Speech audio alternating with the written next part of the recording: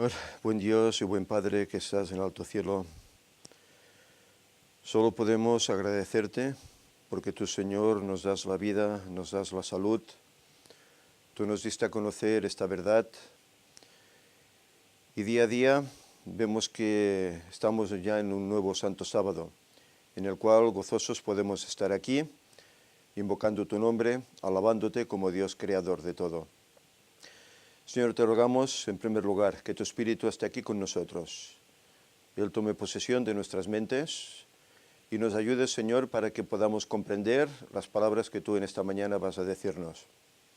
Y que todas ellas, Señor, sirvan para que aprendamos más de ti, para que ello nos ayude a intimar más contigo, nos ayude a conocerte más y nos ayude también para que aprendiendo podamos también compartir con aquellos que durante el transcurso de la semana contactamos.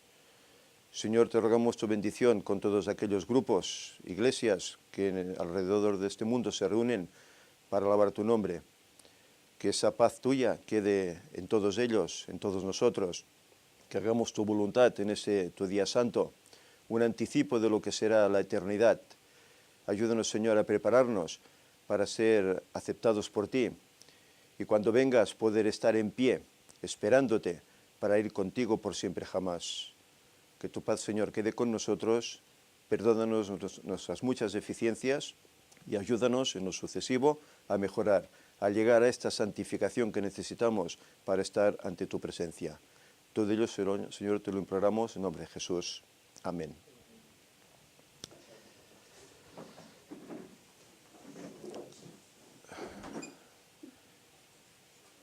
Bien, buenos días de nuevo a todos los presentes, también a los hermanos que están allá en el internet.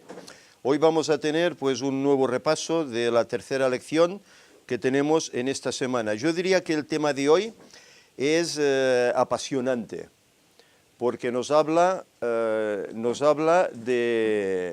nuestro Dios Redentor, Jesucristo. El título de la lección es ¿quién es Jesucristo?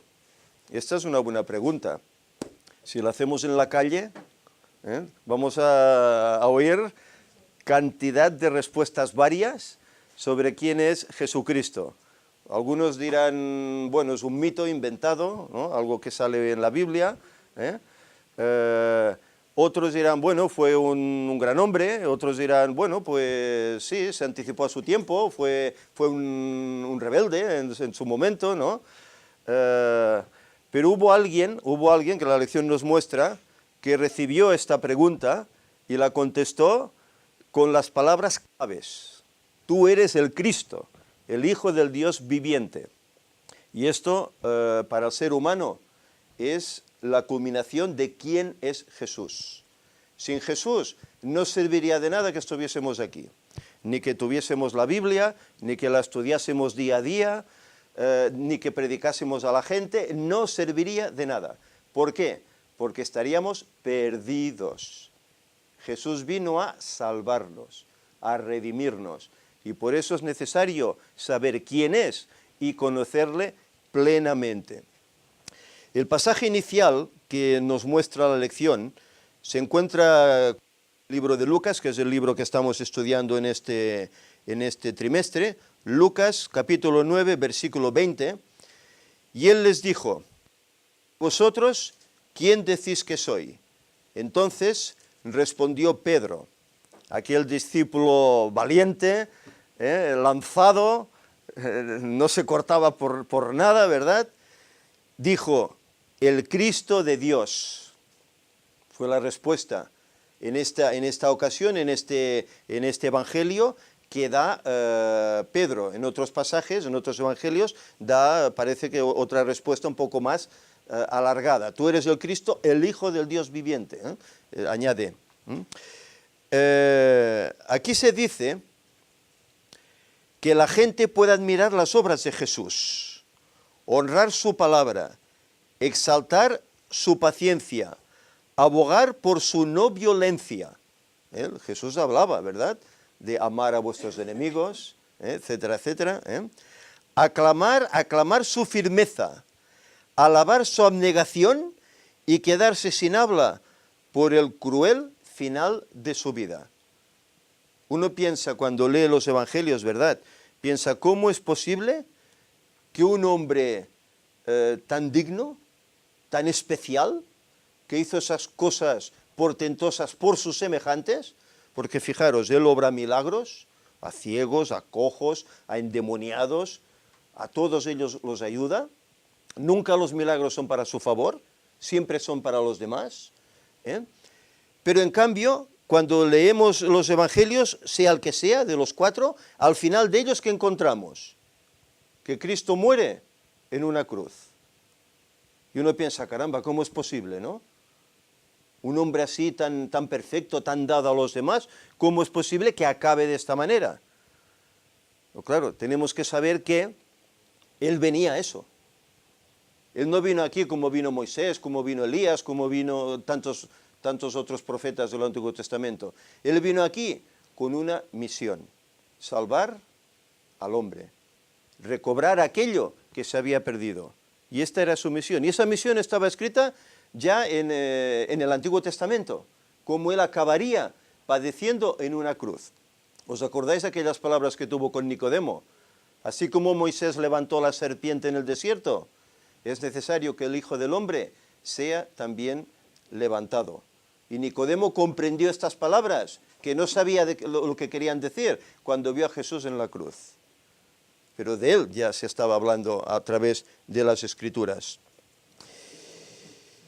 Y bueno, esta pregunta creo que hoy en día también se nos puede formular a cada uno de nosotros. ¿Y tú, quién dices que es Jesús? ¿Quién dices que es Jesús? ¿Quién dices que es? ¿Quién es para ti Jesús? Porque hay muchos cristianos, y bueno, yo creo en Jesús, pero hago mi vida, ¿verdad? A lo mejor bebo, a lo mejor fumo, a lo mejor voy a lugares indebidos, a lo mejor hablo de forma indebida, me visto de forma indebida, como de forma indebida, pero bueno, creo en Jesús. Ya dijimos que no es lo mismo creer en que creer a. No es lo mismo, cambia mucho. Y el que es auténticamente seguidor de Cristo tiene que andar como Él anduvo. No podemos andar de otra manera, si no ya no somos seguidores de Él. Vamos a ir poquito a poquito a desgranar esta lección, que veréis que es sumamente interesante. Sobre todo, me gusta mucho, es el último apartado, el apartado del jueves. Yo diría que ese es el apartado clave para saber realmente quién es Jesús y cuál fue su naturaleza. Algo que no está por todos comprendido del todo. Y no es que nosotros pues seamos más listos que algunos, pero cuando uno estudia un poco profundamente y compara lo que dice la Escritura con lo que dicen los escritos inspirados de Ellen White, pues se da cuenta quién era Jesús y que no era realmente un hombre común, aunque fue hombre, pero no fue un hombre común. Hay unos detalles que tenemos que tener en cuenta y que veremos en el apartado del jueves.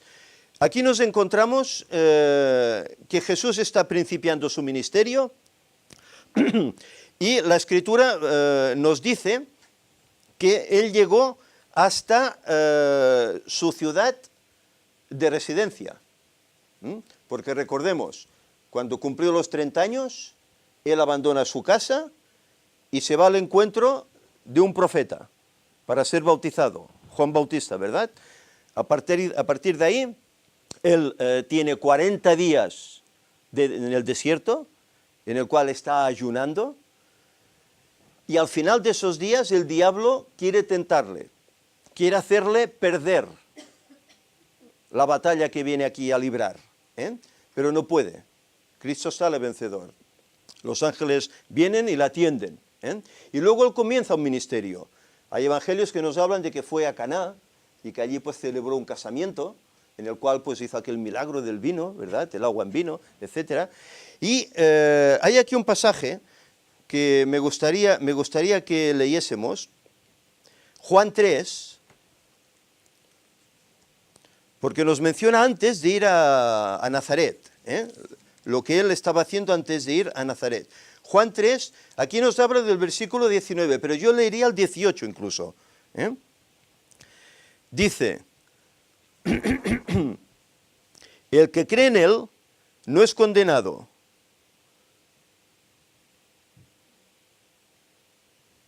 Me parece que sí, sí, sí. El que cree en él no es condenado, pero el que no cree ya ha sido condenado, porque no ha creído en el nombre del unigénito Hijo de Dios. Y esta es la condenación, que la luz vino al mundo y los hombres amaron más las tinieblas que la luz porque sus obras eran malas. Es decir, el pasaje nos está mostrando que aquel personaje, la gente, tenían que creer en él. Y se dice que él comenzó a hacer una serie de milagros antes de ir a Nazaret, con el cual ya tuvo una fama. Y cuando llegó a Nazaret, ¿él qué hizo? Fue a la sinagoga un sábado, como de costumbre, y leyó un pasaje. Y ese pasaje es interesante, porque ese pasaje nos mencionaba que él venía aquí a hacer una labor.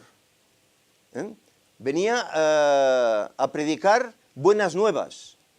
Y venía a predicar sobre todo un hecho del cual no se tiene mucha notoriedad. Decía, el año agradable del Señor.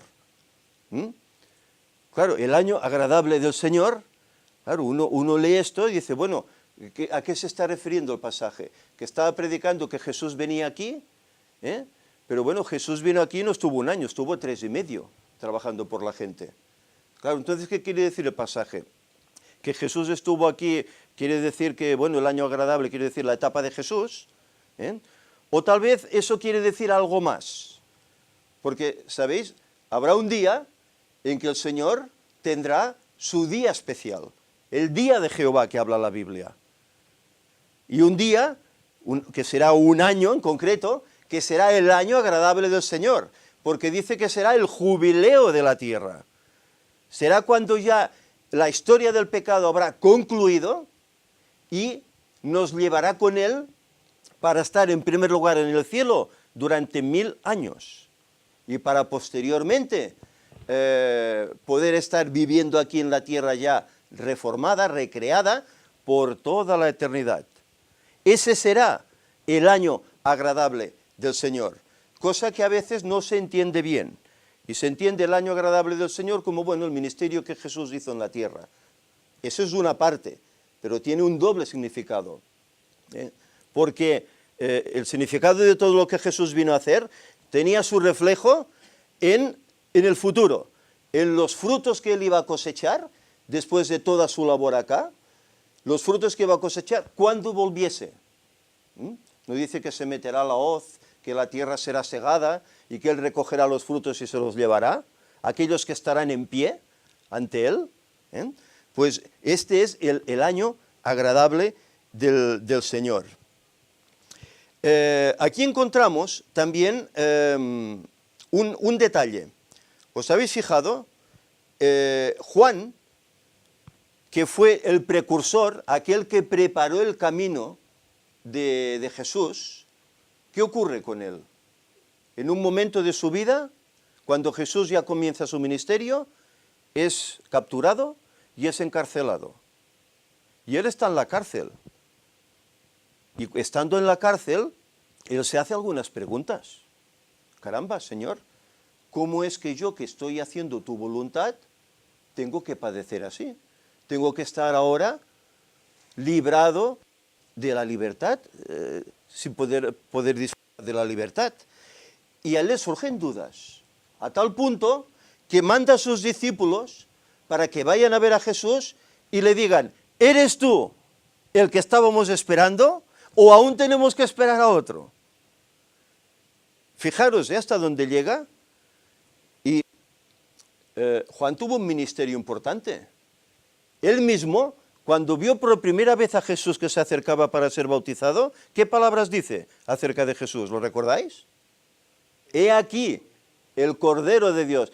Sabía quién era. El Espíritu se lo reveló. He aquí el Cordero de Dios.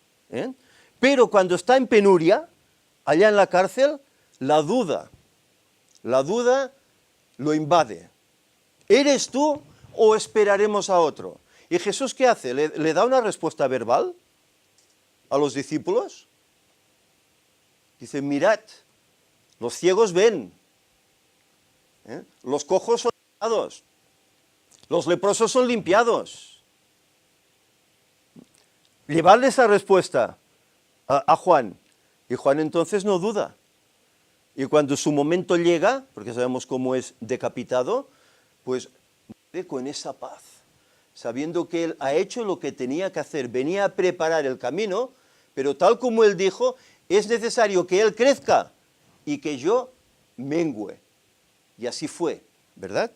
Y así fue. Pero a veces esas dudas nos pueden asaltar también a nosotros, porque ¿quién no tiene dificultad, verdad? A veces las cosas no van siempre bien. A veces pues tenemos dificultades de salud, a veces tenemos dificultades económicas, o tenemos dificultades con la familia, o no sé, o con un vecino, con la sociedad, tenemos dificultades, o con la ley, no sé, hay 50.000 maneras de tener dificultades. Y entonces uno, caramba, Señor, ¿dónde estás? Pero yo que soy tan fiel, ¿cómo es que me pasa esto? ¿Somos inmunes a las dificultades por ser cristianos? No, y al contrario. Las dificultades para el cristiano son más que para aquel que no lo es. Porque sobre todo nosotros tenemos unas trabas que serán, yo iba a decir en catalán, de caire espiritual, de tipo espiritual, cosas que los demás no tienen. ¿Por qué? Porque el diablo lo que quiere es que tú cedas, tú caigas, tú no puedas seguir al maestro y te pondrá las dificultades que hagan falta, hasta que dudes de la fe. Y dudes de aquel que ha hecho todo esto por ti. Es decir, que la experiencia de Juan no es única. Yo creo que todos en momentos dados en nuestra vida hemos tenido esa experiencia, esas dudas. ¿Por qué, Señor? ¿Por qué me pasa esto? Pero, al igual que Juan, nosotros tenemos la seguridad de que Él es el Cordero de Dios.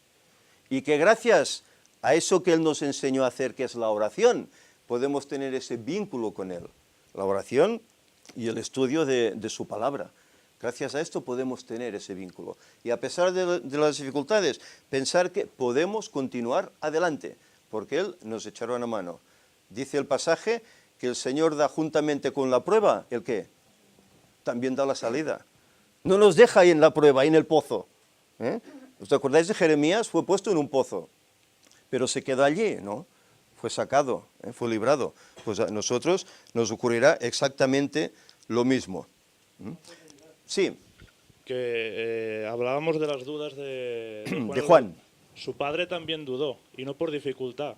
Su padre estuvo orando toda su vida para ver al Mesías. Exacto. Y cuando le fue dada la noticia de que algo tan bueno le iba a pasar, también sí. Le surgió duda. Hay gente Exacto. que está esperando buenas nuevas y a veces le llegan y por ser tan nuevas las rechazan. Un ejemplo podría ser el año agradable del Señor. Exacto, sí. Pero eso no quita que por muy fiel que uno quiera ser, o sea, puedes tener un bajón, puedes tener un momento dado una duda, porque somos así los seres humanos, ¿verdad? Por muy creyente que seas, tampoco estás exento de la semilla de la duda que la planta el demonio. Claro. Y ellos la plantan sea donde sea, no tienes por qué ser creyente o no creyente, ¿no? Exacto. Es más, normalmente hay más ataques al que cree, porque si no le atacara a él, le podría transmitir muchas más cosas también. O sea, lo que hace es refrenar a los pioneros también. O sea, poner más trabas. ¿Para qué? Para que lo que sería el pueblo de Dios no le cueste mucho más levantarse. Porque normalmente han sido los apóstoles los que han muerto crucificados o degollados o perseguidos. Es que si miramos a través de toda la Escritura, todos los personajes bíblicos que en principio eran potenciales, espiritualmente hablando, en un momento dado en su vida, duda. Moisés, Abraham, Elías.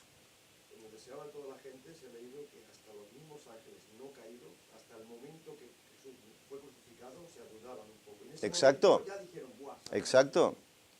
Hasta que Cristo muere en la cruz, hay la duda en el cielo. Por eso la muerte de Jesús en la cruz no solo es para los humanos, los que están en el planeta Tierra, es para todo el universo creado, incluyendo los ángeles. porque había dudas. ¿Será posible que el diablo tenga razón y Dios esté equivocado? Esa duda estaba ahí. Claro, ellos iban viendo ya el transcurso de la batalla, ¿no? Iban viendo la muerte la caída de Adán, luego la muerte de Abel en manos de su hermano y las sucesivas cosas que van pasando, el diluvio, etcétera, etcétera. Pero aún estaba ahí esa manchita, ¿verdad? Esa dudilla. Pero cuando Cristo muere en la cruz y ven cómo se cumple toda esa escritura, que esto era necesario para sacar toda duda, para limpiar todo, entonces ahí se acaba. Ahí se dan cuenta que Jesús, que Dios es el auténtico y bueno protagonista, un Dios de amor, no el diablo. Por eso cuando Jesús asciende a los cielos, ¿qué cantan los ángeles? Abrid puertas eternas, para que entre el Rey de Gloria. ¿Quién es este Rey? Jesús es el Rey de la Gloria. Y no una vez, lo dicen hasta 3 veces, porque se gozan en esa victoria que Jesús ha obtenido. Sí. Se me ha olvidado. Lo siento. Lo siento, a ver si te vuelve. Esto de Nazaret, por eso es prominente, porque, bueno, de la forma que Jesús presenta la cuestión, parece negativa, ¿verdad? Que él dice, hoy se ha cumplido esta escritura, ante vosotros y tal, y se quedan todos, ostras, ¿qué dice este, no? Parece que, pero claro, ellos ya sabían quién era, ya su fama ya le precedía, y con todo y con eso no quieren aceptarlo, lo ven como un simple hombre, no quieren aceptarlo. Y claro, cuando les dice ninguno es profeta en su tierra y tal igual, entonces ¿qué quieren hacer con él? Ya cogerlo y despeñarlo y tiene que escaparse milagrosamente de ellos, ¿no? Y bueno, los seres humanos somos así, ¿verdad? Somos así, ellos lo demostraron. Y el que no está con el Señor, hay los demonios que también están ahí, están ahí, Y esto me lleva a veces, mirad, esta semana pasada tuve una conversación por internet con un hermano, no voy a decir nombres ahora, pero era por el tema de la fecha, ¿no? Claro, el tema lo planteó esa persona, pues mofándose un poco, ¿no? Del tema de la fecha, ¿no? Mira, ahí queda eso, ¿no? Ahí está, avisados estáis, ¿no?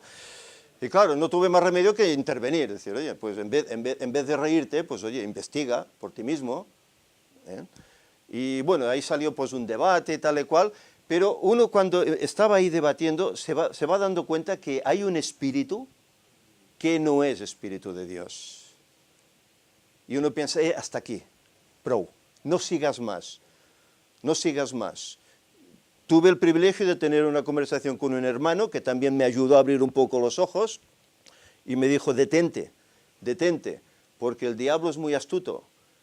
Y eso está utilizando a esas personas para que tú caigas, para que digas algo, que digan, mira, ¿ves José? ¿Ves lo que ha dicho? ¿Ves? Detente. Y pues tienes razón, mira, tenía esto en mi mente, parece que el Espíritu me lo estaba poniendo, detente, no sigas más. Y lo hice, corté, porque realmente allí hay un espíritu que no es espíritu de Dios. Hay un espíritu contrario para atacar a los que intentamos ser siervos de Dios. Y es así, exacto. Y hay que ir con cuidado con esto, Y bueno, la gente era así, aparentemente eran buenos, pero el espíritu que había dentro no era el de Cristo, no era el de Dios, tenían un espíritu de rebelión. Y por eso se encontró con esta hazaña allí en Nazaret. Y referente a la duda que antes ya me he acordado, ahora a lo que hablabais de duda, sí. Que para no ser como las olas del mar, que es quien duda es como las olas del mar, hay que estar centrados en la doctrina. Y yo me he encontrado muchas veces interactuando, queriendo o no queriendo, con personas tóxicas, por decirlo de algún modo, que siembran dudas y dudas con todo. Pues una recomendación es aislarse de ese tipo de personas, porque al final te va afectando y puedes acabar cayendo y dudando de todo y desviándote de la sana doctrina. Tenemos la Biblia y los escritos de Elena White, o sea que punto, no hay más, no hay que salir de ahí. Yo he llegado a la conclusión, y creo que el Señor me lo ha hecho ver así, que nuestro deber es presentar la verdad si hay alguna pregunta, intentar responderla, pero no ir más allá. No intentar ir a convencer a la persona. Eso es trabajo del Espíritu, no nuestro. Y cuidado, porque a veces esas cosas van derivando ya hasta en insultos y vete a saber qué, ¿sabes? Y claro, uno puede perder los estribos y luego responder igual. Y luego sí que te van a señalar, mira, ¿ves?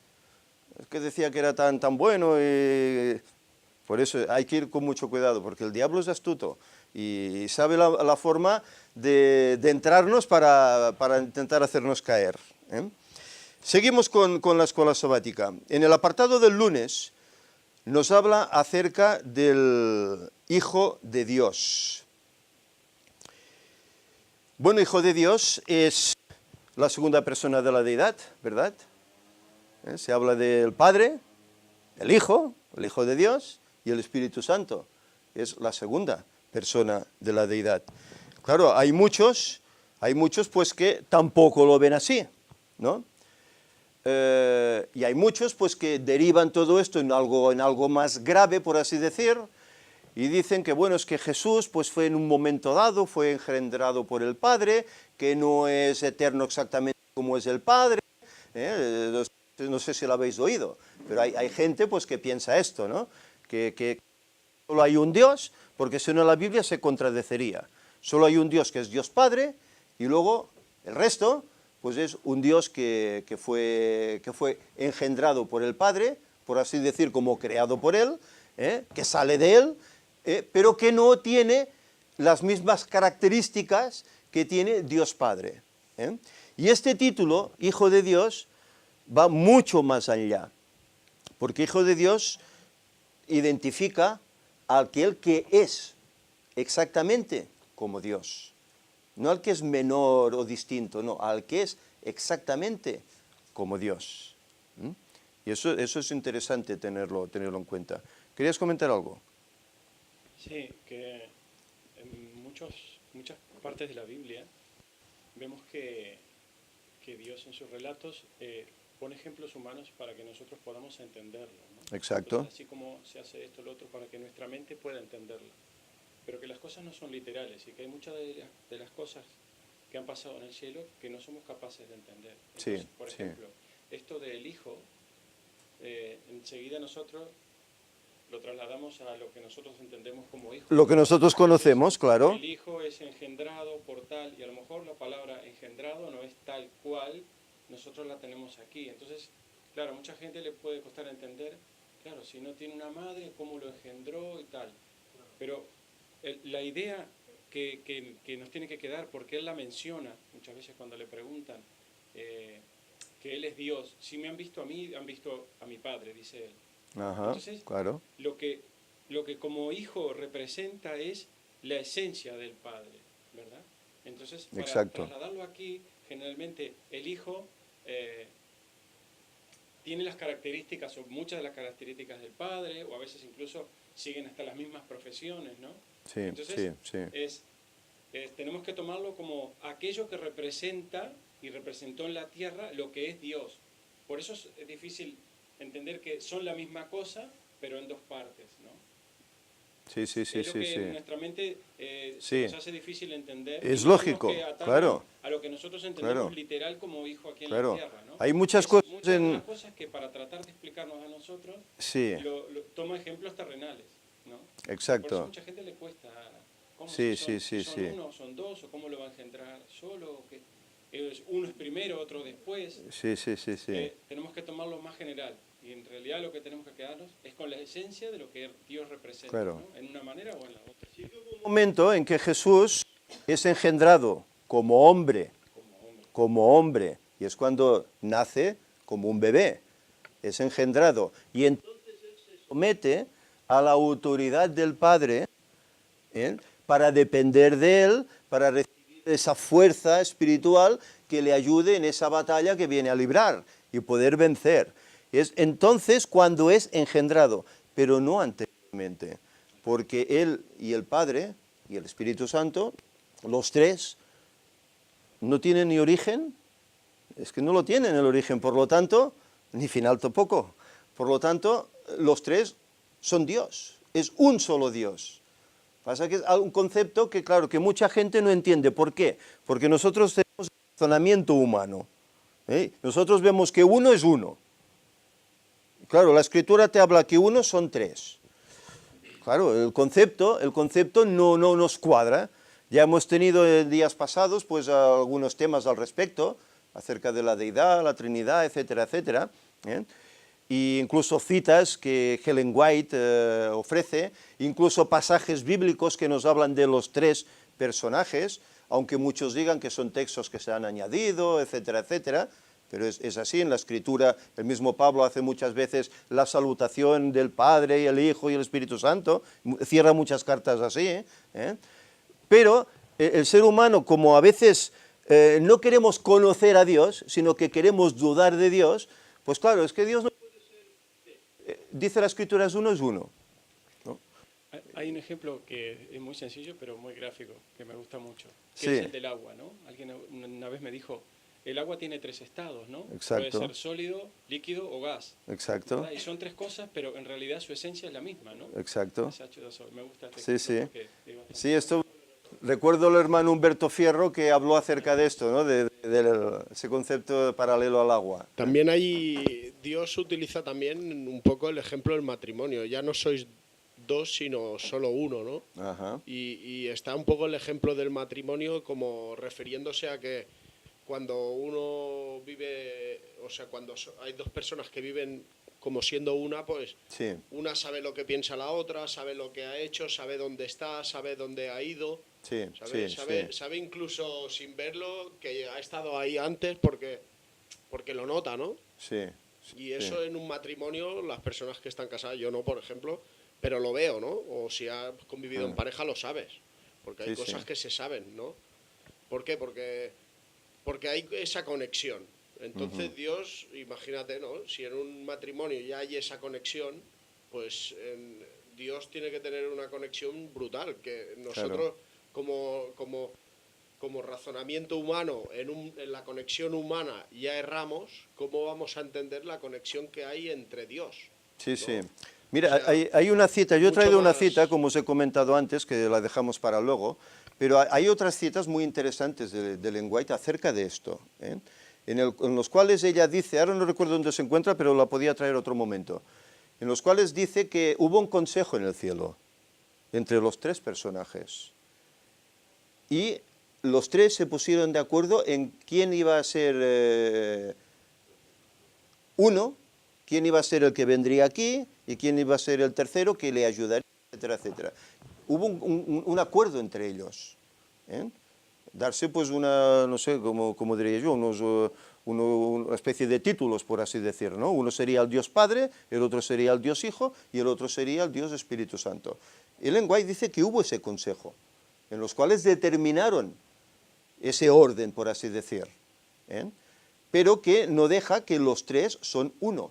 Incluso acerca de Jesús, el mismo Isaías, cuando dice que va a venir aquí, dice, un niño se es nacido y será llamado ¿qué?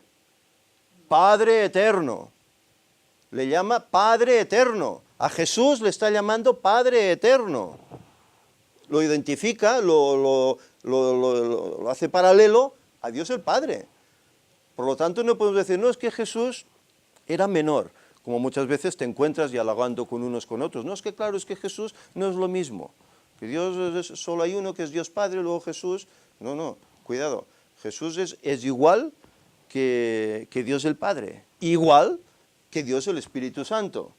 Lo que pasa es que Él es el que vino aquí a ejercer esa redención por nosotros, el que tomó forma humana como nosotros, y que la tendrá por siempre,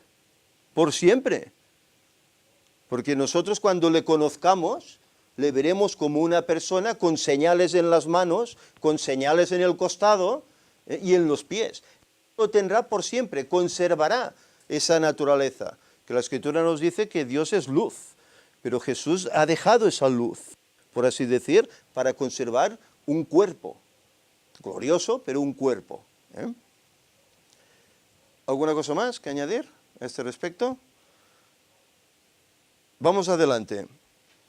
Hay aquí una nota de Ellen White en el lunes, al final, dice, Jesús dice, mi Padre que está en los cielos, como para recordar a sus discípulos que mientras que por su humanidad está vinculado con ellos, participa de sus pruebas y simpatiza con ellos en sus sufrimientos. Por su divinidad está unido con el trono del infinito. Con su humanidad participa con nuestros padecimientos, pero con su divinidad está unido al trono del infinito.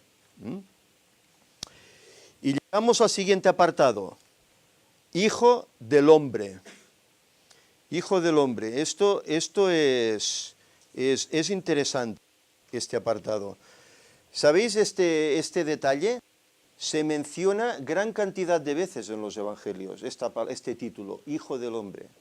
El mismo Jesús se lo aplica a sí mismo, el Hijo del hombre. Y es un título que a él le gusta, porque él se siente orgulloso de haberse revestido de hombre como lo somos nosotros. Es decir, fijaros, nosotros a veces nos vemos como pecadores, como carnales, pero no, Jesús se viste igual que nosotros. Y para demostrarnos que a pesar de tener este cuerpo débil, pecaminoso, decaído, etcétera, que puedes vencer como venció él. Y por eso él conserva ese título de Hijo de hombre, porque se enorgullece de haber sido como nosotros, a tal punto que dice que hasta nos llama hermanos. Y es nuestro Dios creador. Y dice que nos llama hermanos. Exacto. Se pone en paralelo con nosotros. Por eso ese título es magnífico. ¿Sabéis que hay un personaje en el Antiguo Testamento que se le llama Hijo de hombre? ¿Lo habéis leído en alguna ocasión? Un profeta. ¿Lo recordáis? Profeta llamado Ezequiel. A ese profeta se le da el título Hijo de hombre. Siempre que el Señor le presenta visiones, etcétera, dice Hijo de hombre, mira, Hijo de hombre, se lo dicen varias veces. Pero era un paralelo, una simbología de lo que luego sería Jesús, como hijo de hombre. Dice que aparece ese título 25 veces solo en el libro de Lucas. Y dice que más de 80 en los 4 evangelios. Ese título de Hijo de hombre. Y la mayoría de los casos los emplea Jesús, él mismo lo emplea, ese título. Es paradójico. Y hay aquí 5 puntos que se menciona. El primero dice, el título lo identifica como humano.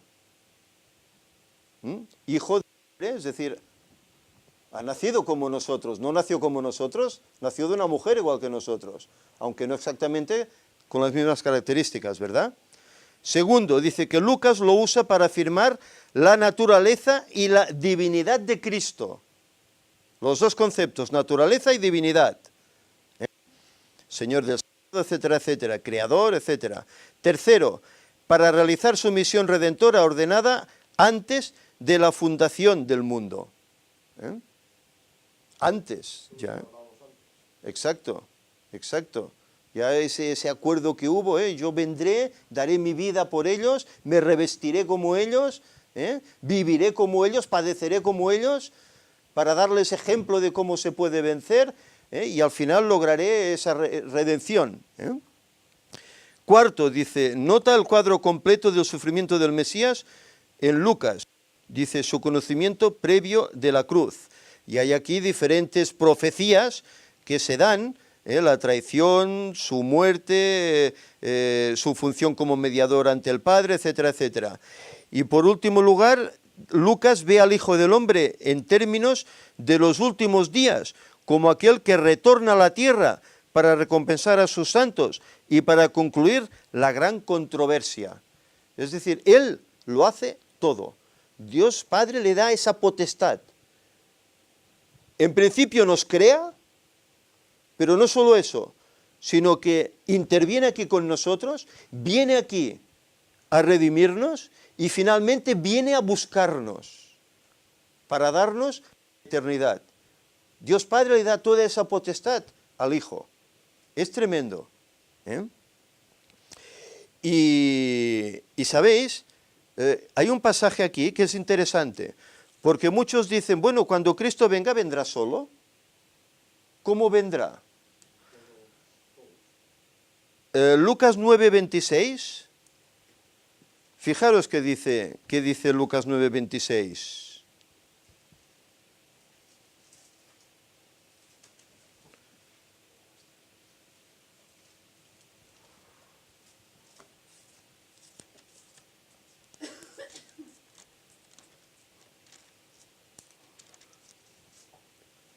Mirad, dice, porque el que se avergüence de mí y de mis palabras, de éste se avergonzará el Hijo del Hombre, cuando venga en su gloria y en la del Padre y de los santos ángeles.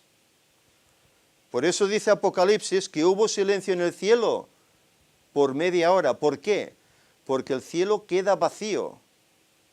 Toda la divinidad viene aquí a buscar al hombre redimido. Hasta Dios Padre y Dios Espíritu Santo acompañan a Cristo. Muchas veces se pinta la imagen de que Cristo viene con ángeles y ya está. Viene con el Padre también. Es interesante esto, ¿eh?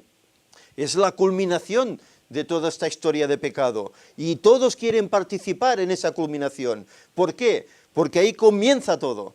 Ahí será el principio ya de la eternidad. Se acaba la pesadilla, comienza. Y los tres quieren comenzar al lado del hombre redimido. Los tres vienen a por nosotros. Es tremendo, ¿verdad? Este es un pasaje que a veces no se tiene en cuenta, ¿eh? Y es así, ¿eh? Y bueno, aquí hay una cita que yo antes os he comentado que me gustaría presentar.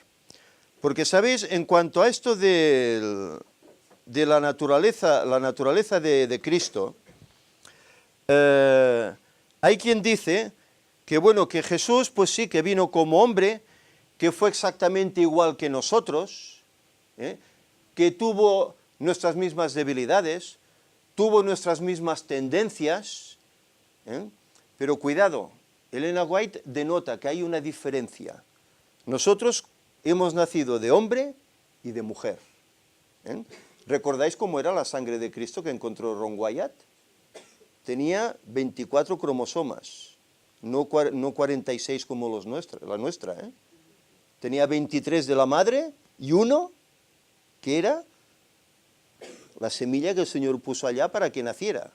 El Espíritu Santo te cubrirá con su sombra, ¿eh? Era distinta. Es decir, nosotros arrastramos el gen del pecado, esa herencia de Adán, por parte de padre y por parte de madre. Pero Dios buscó para él una mujer virtuosa, que podría tener esa tendencia porque era humana, ¿eh? Pero el padre no era José, el padre era Dios, porque él fue engendrado por el Espíritu Santo. Por lo tanto, esa tendencia que nosotros tenemos al mal, que dice la Escritura, la condición del hombre es de continuo el mal, Jesús no la tenía. Y hay una cita que me gustaría hoy comentar. ¿Podéis encender la televisión? Veremos esta cita, a ver si la puedes aumentar y la leeremos. Es una cita, Comentario Bíblico Adventista, en el tomo 5, las páginas 1102 y páginas 1103. Y es un comentario de Elena White sobre la naturaleza real de Cristo. Es una cita que muchos adventistas no conocen y tienen distorsionado, porque se creen que Cristo pues tenía la tendencia al pecado como tenemos nosotros, y no es así. Si no, fijaros que dice la cita. Es un comentario sobre Juan 1, del 1 al 3, y versículo 14. Y dice ella, no lo presentéis ante la gente como un hombre con tendencias al pecado. Fijaros, no lo presentéis como un hombre como nosotros con tendencias al pecado, ¿eh? Él es el segundo Adán. El primer Adán fue creado como ser puro y sin pecado, sin una mancha de pecado sobre él. Era la imagen de Dios. podría caer y cayó por la transgresión. Por causa del pecado, su posteridad nació con tendencias inherentes a la desobediencia. Ese gen ha ido pasando a través de las edades, de padres a hijos hasta hoy, ¿verdad? Y hasta que Cristo venga, ¿eh? Pero Jesucristo era el unigénito Hijo de Dios. Tomó sobre sí la naturaleza humana y fue tentado en todo sentido como es tentada la naturaleza humana. Podría haber pecado, podría haber caído, pero en ningún momento hubo en él tendencia alguna al mal. Esta frase es importantísima para que no creamos que Jesús era exactamente como nosotros, porque no lo era. Él tomó naturaleza humana, se hizo hombre, vivió como nosotros, padeció como nosotros, pero no era 100% como nosotros. Él era engendrado por el Espíritu Santo, no como nosotros, padre y madre. Y él no tenía esa tendencia al mal. Dice, evitad toda cuestión que se relacione con la humanidad de Cristo, que pueda ser mal interpretada, que Cristo pudiera ser tentado en todo como lo somos nosotros, y sin embargo fuera sin pecado, y sigue la nota, pero que cada ser humano permanezca en guardia, para que no haga a Cristo completamente humano. Fijaros que está diciendo Ellen White aquí, Él se humilló cuando vio que estaba en forma de hombre, para poder comprender la fuerza de todas las tentaciones que acosan al hombre. Se hizo hombre, sí. ¿Podía haber sido tentado? Sí, porque lo fue. ¿Podía haber caído? Sí. Podía haber caído, pero no cayó. Porque esa tendencia al mal que nosotros tenemos y que caemos tan fácilmente, él no la tenía. Y esa es la diferencia entre Cristo y nosotros. Claro, hay gente que dice, hombre, es que si Cristo no vino así, no me sirve. Entonces, no me sirve como Salvador. Pero por favor, ¿cómo podemos ser tan estrechos de miras? Él es Dios, deja su divinidad allá, viene aquí como hombre. ¿Qué necesidad tiene de hacerlo? Y viene aquí como hombre. Sufre penalidades. Dice que hasta no tenía donde recostar su cabeza. Pasa frío, pasa hambre, podía padecer enfermedades, podía padecer persecuciones, podía padecer de todo. Es tentado por el diablo de una forma muy severa, que nosotros vemos las tentaciones y yo pienso, esto no es nada, para mí esto, cuidado. Él era el creador y el diablo sabía lo que estaba haciendo con esas tentaciones. Quería hacerlo caer, porque si Cristo caía se convertía en su siervo. Acababa su eternidad. Y él venció. Pero en ningún momento en él hay esa tendencia al pecado, cosa que en nosotros es innata. Nacemos con ella. ¿Habéis visto a los niños pequeños? Cuando hay dos niños pequeñitos jugando y hay un juguete por medio, ¿qué pasa? No, mío, no. ¿Por qué? Porque esa tendencia aquí la tenemos dentro y sin conciencia somos así. No, esto es mío. El egoísmo, ¿verdad? El orgullo, el egoísmo humano. ¿Os imagináis a Cristo haciendo esto de pequeño? No, este juguete es mío. Yo no me lo imagino así porque no tenía esa tendencia. Y eso es lo que tenemos que comprender. Lo que pasa es que nos enseña que como hombre que fue, dependiendo siempre de Dios, nos enseñó la manera de cómo poder vencer al maligno. Él nos enseñó la manera. El secreto, la oración, constante relación con Dios. Si hacemos eso, podemos vencer. Pero por lo demás, no lo hagamos exactamente como nosotros. Ya suficiente fue que se hizo hombre. Se revistió de siervo y vino aquí. Sí. Una pregunta, Josep, para entenderlo, ¿no? Sí. Con ánimo de... Pero tú dices que entonces él, al ser tentado, no tenía la propensión o la tentación de caer. Sí. Él podía caer porque la tentación estaba ahí. Pero si podía caer es porque tenía la tentación de caer. No. Pero la herencia del pecado viene por la parte por la raíz materna. Sí.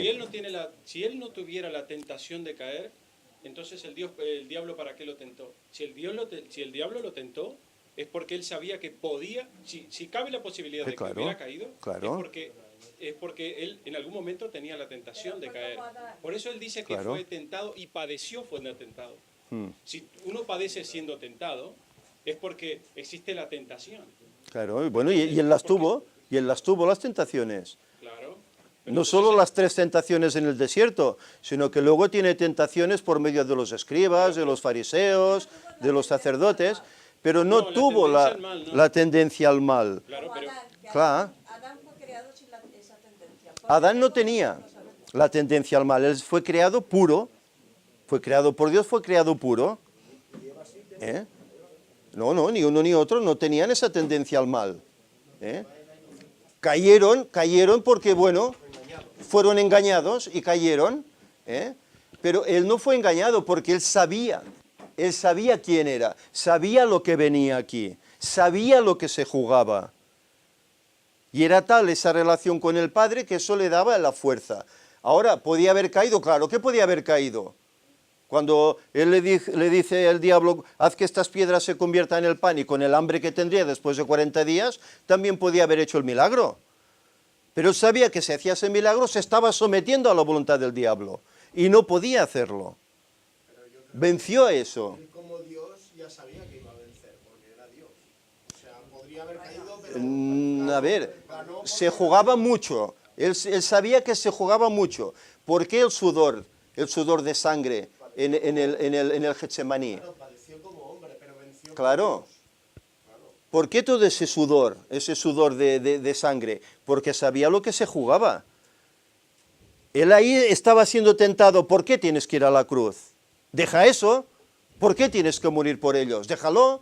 Y esa tentación estaba ahí. Él podía haber dicho, pues venga, ya no voy. Ahí os quedáis. Pero él siguió adelante a pesar de los problemas. Por amor a nosotros. Claro, por amor a nosotros, porque él veía lo que en un futuro recogería, todos esos frutos, pero esa tendencia, mirad, la cita no la he escrito yo, la ha escrito Elena White. ¿Ella qué dice aquí? Él no tenía tendencia al pecado.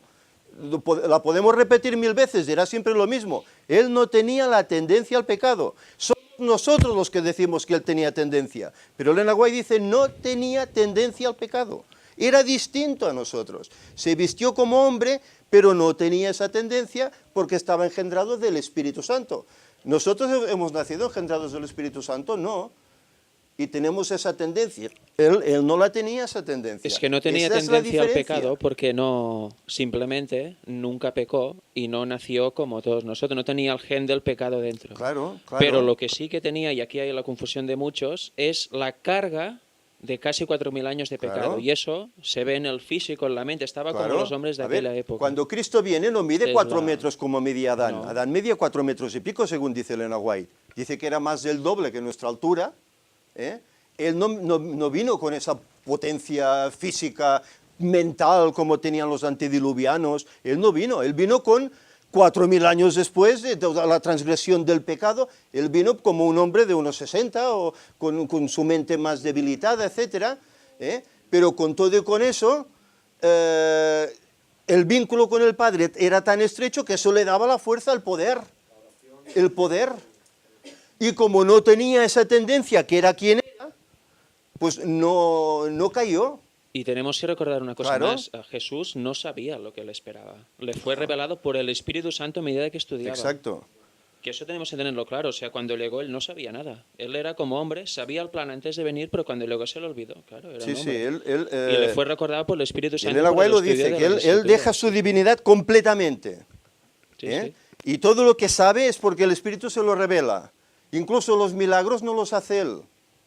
Los milagros no los hacen los ángeles, por su voluntad. Pero no lo hace él, los mismos milagros. Esto lo dice Elena White.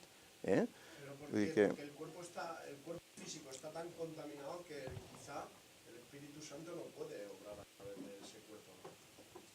La esencia está dentro, ¿no? Claro. O sea, el problema está en que el cuerpo, a través del pecado, se ha ido deteriorando de tal forma que ahora no puede circular el Espíritu de Dios por nosotros. Sí. No podía usar su divinidad para su propio provecho, porque Exacto. si no, la la humanidad te hubiera dicho, claro, hombre, pues ¿cómo iba a vencer? Pues claro, porque Claro.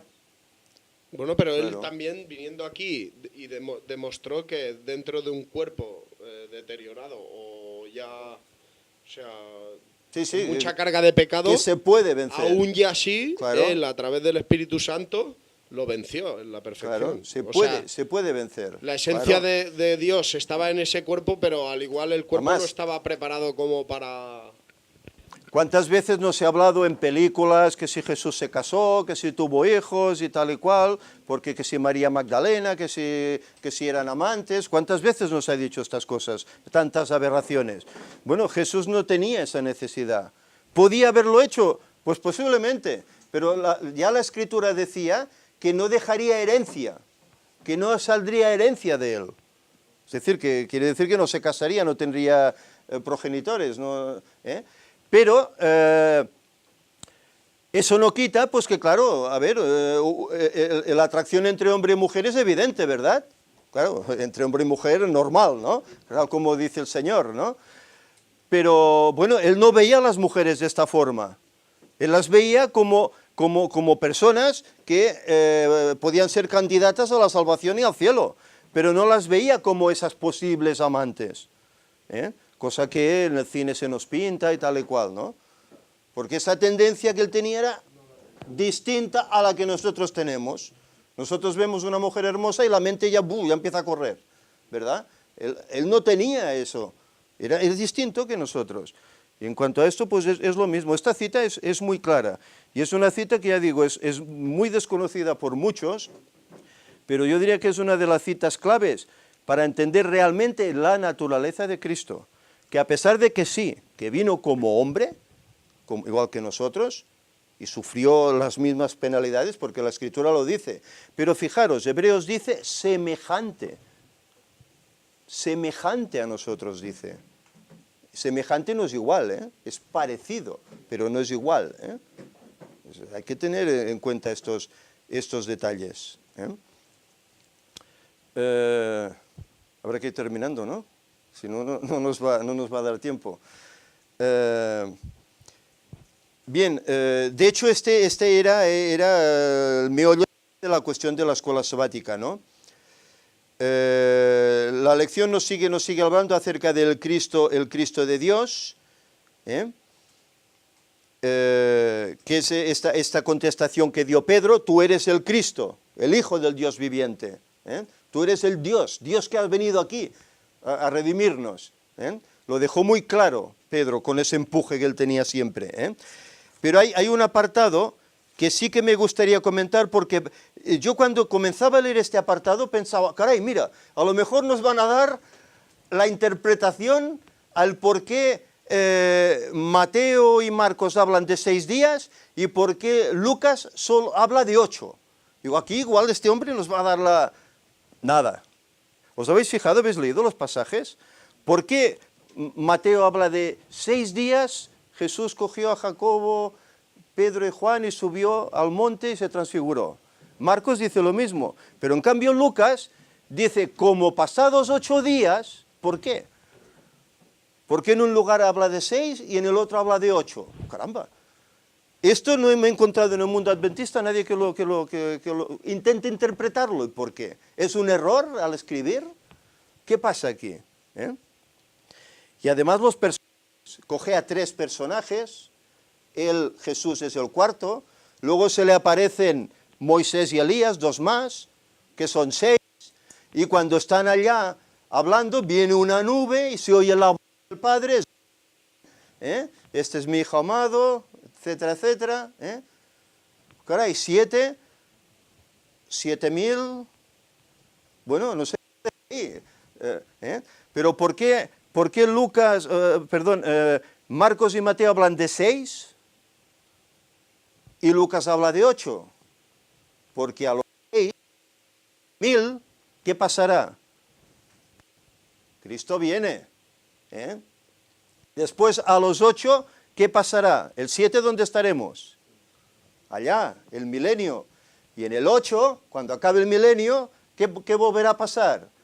Vendrá la Nueva Jerusalén, vendrá Jesús, vendrán los redimidos, el mundo se restaura, ¿y dónde viviremos? A partir del 8, el infinito, la eternidad, acá. Este enfoque, no sé si algún adventista lo da, pero yo al leer esto digo, mira, ostras, si aquí a lo mejor no hay más. Aquí dice, hay un detalle que en los otros evangelios no dice, y es que Jesús, dices, fue al monte a orar, y los otros dos evangelios no lo mencionan. Y dice, hay este detalle, él fue al monte a orar, al monte iba a orar cada día, cada noche iba a orar al monte. Pero el detalle que aquí hay que sacar es por qué unos hablan de 6 días y Lucas habla de 8. Este es el detalle que hay que buscar. ¿Qué significa esto para mí? ¿Qué mensaje quiere darme Dios aquí? No es que en la Biblia no hay fechas, no es que en la Biblia no se puede saber cuándo Cristo viene. Pues, hijos míos, leamos lo que leamos, donde lo leamos, lo está dejando clarísimo. 6.000 años. ¿Con Cristo se cumplen cuántos? Los primeros 4.000. ¿Y qué año fue? 31, según los caraítas, año correcto, ¿verdad? Sumamos los dos que faltan, ¿dónde nos lleva? 2031 y Cristo regresa. Y a veces hablas con la gente, no, es que claro, no se puede poner hora porque el día y la hora, ¿qué le pasó a Wolf? ¿Os acordáis? Cuando él hablaba de estas cosas, muchos decían, no, es que el día y la hora no, nadie sabe. ¿Y por qué decían eso? Porque estaban cómodos, tenían posesiones, y no querían que Cristo viniese, les estorbaba. No, es que el día y la hora nadie sabe, que no venga porque yo estoy muy bien. Y Elena White dice, eso mismo se repetirá al final del tiempo. Y hoy está pasando lo mismo. La iglesia que dice, el día y la hora nadie sabe. Y ya está. ¿Por qué? Porque estamos bien, tenemos pactos con el Estado, tenemos libertad. Cristo que no venga, que venga de aquí 500 años. Hoy no. Pero es realidad. Y sabéis, hay muchos que dicen, no hay fecha.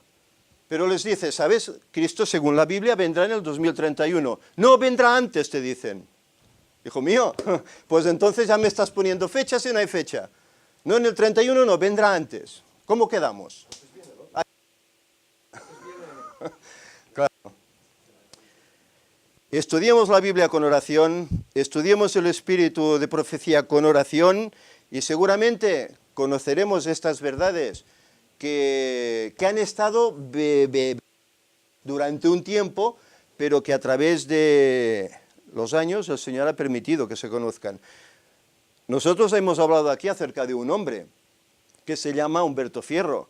Este hombre, según nos dijo en la entrevista que gracias a Dios tuvimos con él, ese privilegio enorme que tuvimos, desde jovencito, dice que tenía 15 años cuando descubrió esta cita, Víctor. Descubrió esta cita y entendió que Cristo venía en el 2031. Hace ya de eso, tiene 75, hace 60 años. Y el hombre, bueno, hizo esa paginita y bueno, esa paginita está ahí, que no sé, alguno la verá.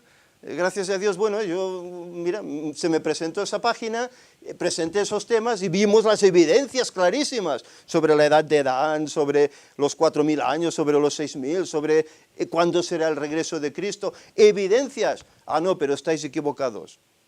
No, es que sois fanáticos, no, es que sois locos. Día a la hora nadie sabe. Bueno, pues hijos míos, después de todo lo que se ha dicho ya, no sé qué más hay que decir. Ellos tienen que tener esa postura para que se cumpla la profecía. ¿No? Para... un comentario acerca de este versículo en el que, según dos enciclopedias de prestigio, una era inglesa y la otra no me acuerdo cuál, lo tengo apuntado por allá en casa, pues este versículo daba pie a malas interpretaciones, porque no es un versículo a lo que la traducción no es correcta. Según es lo que se está diciendo, que esa traducción no es del todo correcta. Que no es correcta este versículo. Aunque una cosa está clara, el día y la hora nadie sabe. Pero luego dice, claro, ni tal, que está en el cielo. Y eso dice que es un añadido. Claro. También se dice que Cristo tampoco sabe el día y la hora. Pero si Cristo es Dios, ¿qué dice la nota de Ellen White en el libro Una palabra al pequeño rebaño? ¿Alguien puede suponer que Cristo, al que todo el poder ha sido dado en el cielo y en la tierra, no conocerá el momento hasta que el Padre se lo diga? Si es Dios. Es que no cabe, aquí no cabe, en mi mente no cabe, perdonad, pero no cabe. Si Él es Dios, tiene que saberlo. ¿Tiene que esperar que el Padre se lo diga? Si Él es Dios, entonces solo hay un Dios que es Dios Padre y Cristo es un ser inferior. Claro. Eso se refería cuando estaba aquí en la tierra. Claro. Él cuando estaba aquí está como hombre, y aquí pues no sabe la hora, no sabe el día, lo sabe el Padre. Yo no, porque soy hombre, no lo sé, pero una vez regresa allá y sigue siendo Dios, vuelve a recuperar esa divinidad, Él sabe cuándo va a volver. Y nos da suficientes evidencias al respecto. Pasa que, bueno, a veces queremos ser tan obtusos de mente. Es que no, es que la Biblia tiene que decirlo claro. La Biblia habla acerca de la Trinidad claramente. Dice la palabra Trinidad, ¿es que no? Y en cambio creemos en una Trinidad. ¿Por qué? ¿Porque lo ha inventado la Iglesia Católica, según dicen algunos? No, porque hay evidencias de que hay un Dios Padre, hay un Dios Hijo, un Dios Espíritu Santo, hay textos, pero la palabra Trinidad no sale en la Biblia. Claro, no, es que yo no puedo creer en el 2031 porque la Biblia no pone, Cristo viene en el 2031, no puedo creer. Pero hay evidencias para saber que será así. Pues abramos la mente, estudiemos, ¿verdad? Indaguemos y nos daremos cuenta de que esto es así. No es un invento. Ni lo dice José San Vicens, ni Víctor San Vicens, ni otros. Lo dice la Biblia, lo dice el Espíritu de Profecía y Dios mismo. Y eso hay que dejarlo claro. Que el Señor nos ayude. Creo que hemos tenido demasiado tiempo. Sí, una participación más. Un minuto y medio sí. Como mucho. Sí. ¿Vale? Que nos hemos, bueno, como no teníamos tiempo, nos hemos saltado un poco el miércoles. Sí. Y hay una cita de un señor que se llama William Barclay. Sí. Que hasta donde yo sé no es inspirado por Dios este hombre. Entonces me ha dado por buscar, ¿de acuerdo? Y bueno, fue un ministro de la Iglesia de Escocia. Y más abajo me encuentro que es un hombre antitrinitario. Dice en una biografía espiritual, página 50, que en ningún sitio del Nuevo Testamento se identifica a Jesús con Dios. Y otro punto más, dice que él es universalista, ¿vale? Dice en su autobiografía, él mismo escribió, estoy convencido del universalismo. Creo que al final todos los hombres serán reunidos en el amor de Dios. Es decir, cree que todos los hombres al final serán salvos. Serán salvos. Creo que no... Sí, bueno, ya entiendo por dónde vas. A ver, hay veces, yo estoy de acuerdo que hay opiniones, pues bueno, que tal vez no tendrían que estar en la escuela sabática, pero mirad, ¿cuántas veces no hemos utilizado opiniones de personas que son muy malas, y tienen opiniones o frases que son magníficas? Dices, oye, pues la utilizo. ¿Qué hizo Elena White? ¿No tomó ella frases de sus contemporáneos y la utilizó? Claro, si analizamos la frase de cada uno de ellos, a lo mejor alguno era masón, alguno, no lo sé. Pero ella coge esa frase que le servía para lo que ella quería decir y la añade. Bueno, aquí están haciendo más o menos lo mismo. ¿Que la frase es buena? Me la quedo. Oye, Winston Churchill tuvo frases magníficas. Y era quien era. Pero bueno, si hay una frase que es buena y me sirve, la tomo, ¿verdad? Bueno, pero la intención tiene que ser en conducir a Cristo, no en conducir a... Claro. A ver, la frase que dice este hombre, esto de este apartado, ¿verdad? Es un comentario de William Barclay sobre el Nuevo Testamento comentado. Dice, nuestro conocimiento de Jesús jamás puede ser de segunda mano. Esto está clarísimo. Tiene que ser personal, ¿verdad?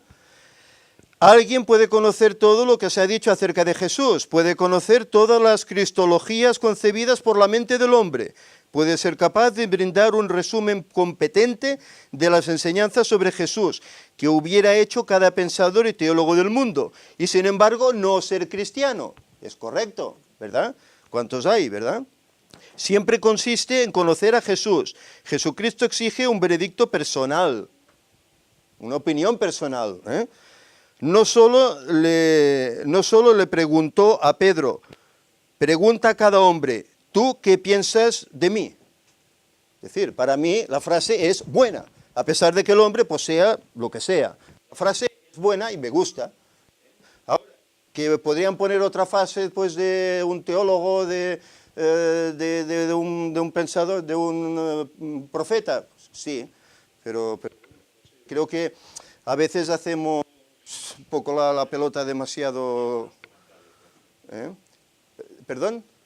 Que tenía buenos comentarios. Sí, sí, Àngel. No, que quería hacer un comentario al respecto. Yo creo que las dos cosas deben decirse más que nada para que si a alguien le gusta ese comentario vaya a investigar Barclay y lea todo lo de Barclay, porque eso pasa. Si alguien es estudioso y dice, mira, este no lo conocía, y va a estudiar, puede llevar a que alguien puede llevar a la confusión de alguien que sigue estudiando la palabra o lo que explicaba Barclay. Más que nada eso, igual que cuando nosotros presentamos cosas de alguien decimos quién es el que lo ha dicho y de dónde proviene. Simplemente eso. Yo creo que es bueno conocerlo, no obviarlo, conocerlo, y que la gente que lo lea diga, mira, una buena frase, pero teniendo en cuenta que... Bueno, cuidado quién es el personaje y lo que realmente cree. Exacto, y tal, ¿no? Tiene estas cosas. Vale. Pasa que bueno, es lo que decimos. Ellen White tomó muchas frases de sus contemporáneos, que por eso hemos oído hablar de los plagios de Elena White, ¿no?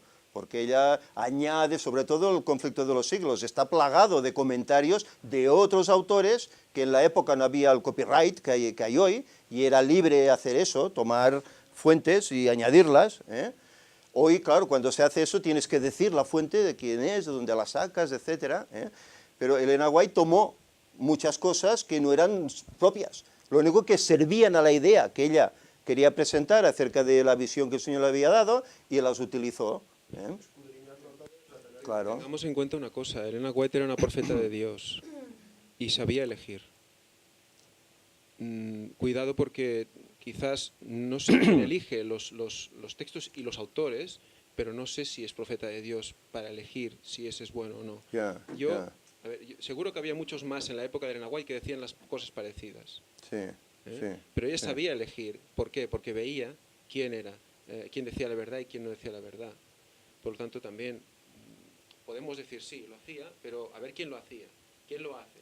Por eso nosotros debemos ir a lo seguro, porque lo otro no nos dice... No, a ver, lo que está claro es que hay muchos comentarios en la escuela sabática, lo hemos visto a través de otros trimestres, que hay muchos comentarios de gente dudosa, ¿no? Y se le añade aquí. A veces hasta, no sé, Billy Graham, etcétera, que cuando uno sabe quién es, dice, bueno, ¿y por qué lo añades aquí, no? Pero claro, a veces o se puede hacer sin querer o se puede hacer queriendo, no sabemos, ¿no? La cuestión es que si la frase es buena, vale, utilízala, y si no lo es, pues deséchala, pero hay que ir con cuidado. Sí. En el sentido de, cuando veo estas cosas, que, o sea, tú coges lo bueno de lo malo, pero te estás arriesgando a que una persona vaya al error. Entonces, mi frase es, ¿no tenemos suficiente con la palabra de Dios y Elena White? Y Elena White, hay que coger de las cosas del mundo. Yo no lo entiendo. Elena White tiene un repertorio increíble, con un montón de frases que yo creo que son más acertadas o seguramente con más profundidad de las que tendrá esta frase. Y en la palabra de Dios, personalmente, creo que está todo. No entiendo, porque hay que coger cosas de personas que no... también hay otros personajes, sean hombre o sean mujer, pues que han sobresalido por su fidelidad a Dios, también han escrito libros, etcétera, también han tenido frases muy buenas, que han ayudado a las parejas, a los matrimonios, a tantos problemas, ¿verdad? Y bueno, también son válidos. No podemos decir, no, solo Biblia y Elena White y lo demás lo quemo, lo tiro, no hay que ser tampoco...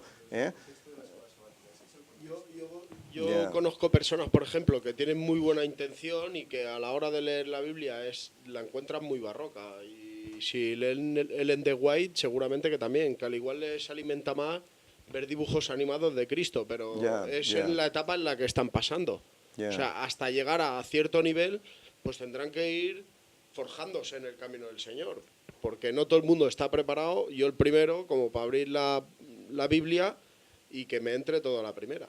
Porque tiene que cada uno, claro. O sea, hay quien está preparado para tomar alimentos sólidos y otros pues, todavía beben leche. Y cada uno tiene su tiempo, su madurez, eso es lógico. Todo hay que escudriñarlo todo, retener lo bueno, pero claro, siempre sin dejar de vista el objetivo que es Cristo, y ya está. Bien, a terminar. ya se nos ha extendido muchísimo. Mira que yo soy de los que digo, hay que hacer la escuela sabática una horita, y hemos estado ya 1 hora y media.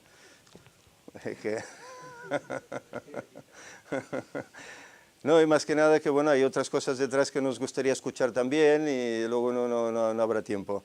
Que el Señor nos ayude, porque hoy hemos tratado muchos conceptos, la divinidad de Jesús, su humanidad, todo esto de los 6.000 años y algunos aspectos más, que bueno, que el Señor nos ayude a entenderlo. Si tenemos dudas, investiguemos, oremos por ello, y que, bueno, que estas escuelas sabáticas pues puedan servir para conocer más a nuestro Dios, al que está obrando todo ese prodigio por nosotros. De aquí a muy poquito, si Dios quiere, estaremos con Él. Y quiera Dios que seamos todos los que estamos aquí, que podamos estar en ese grupo de salvos, ahí en pie. Que Dios ayude a todos. Amén. Finalizamos con una oración. Nos ponemos en pie, si os parece.